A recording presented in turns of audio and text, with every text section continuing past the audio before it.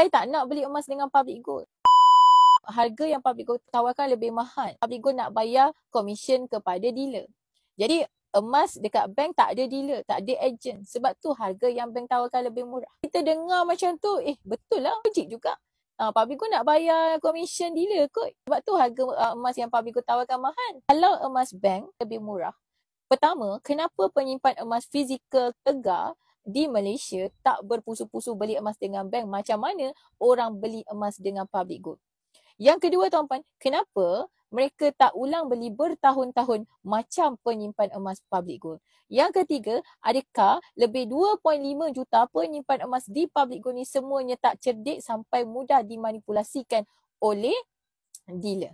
Ini soalan dia tuan-puan. Sebenarnya bukan kerana mereka tertipu, tapi pengalaman mereka bila public gold offer package keseluruhan yang lengkap, maka tuan-puan mereka untung dengan cara yang public gold sediakan. Kalau kita fikir logik pun, public gold tu sendiri memang kilang emas tuan-puan. Emas yang public gold buat sendiri, public gold proses sendiri, hinggalah emas tu dihantar ke tangan kita.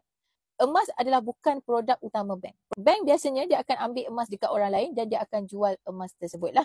Dan tentunya takkan sama lah bila kita jual beli direct dengan pengilang emas. Nasihat saya tuan-puan, kalau tuan-puan nak buat perbandingan, jangan tengok harga saja. Tuan-puan kena tahu harga emas per gram berapa, beza, spread dia berapa, adakah jaminan spread itu ada macam public gold. Public gold ada jaminan. Okay, spread public gold 6 ke 9%. Tak lebih daripada 9%, tak kurang daripada 6%. Kalau dekat kedai emas, spread tu boleh berubah-ubah kerana dia akan bergantung kepada kondisi emas. Patah, kemik, calar, bengkok, ianya akan mempengaruhi spread tu menjadi lebih tinggi.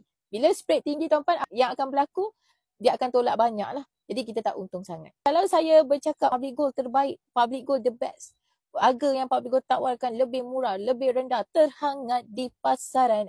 Nanti orang akan cakap, dia dealer public gold. Mesti dia akan kata public gold terbaik. Kalau tuan-puan tanya saya, tuan-puan pergi ambil pengalaman sendiri. Tuan-puan beli emas dekat bank, tuan-puan beli dengan public gold. Dan tuan-puan bandingkan sendiri. Yang mana lebih mudah, yang mana lebih murah dan yang mana lebih untung.